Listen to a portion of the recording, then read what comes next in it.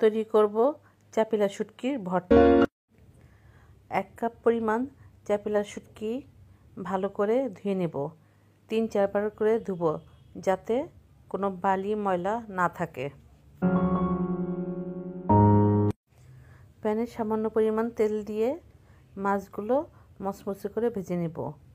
বেশি ভাজবো না, বেশি ভাজলে এটা আবার তেতো ভাব চলে আসবে।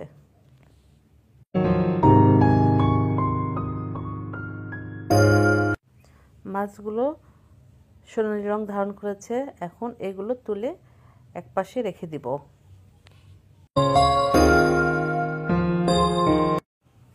তেলে 10-11টি শুকনো মরিচ মচমচে করে ভেজে নিব, কারণ শুটকি মাছে একটু ঝাল হলে ভালো হয়। বড় একটি রসুনের কোয়াগুলো তেলে ভেজে নিব।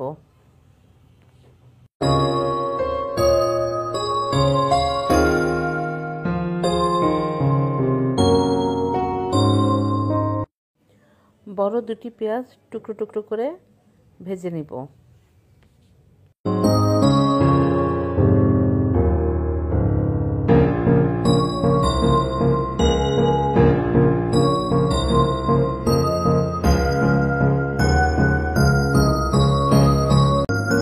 ব্লেন্ডারে শুকনো মরিচ এবং মাছগুলো প্রথমে ভালো করে গুঁড়ো করে নেব, কারণ মাছগুলো গুঁড়ো হয়ে যাবে।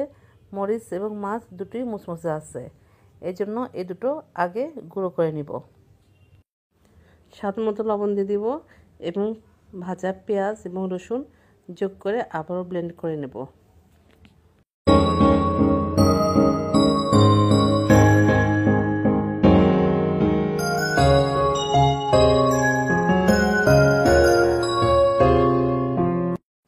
তৈরি হয়ে গেল আমার চাপিলা মাছের শুটকি ভর্তা।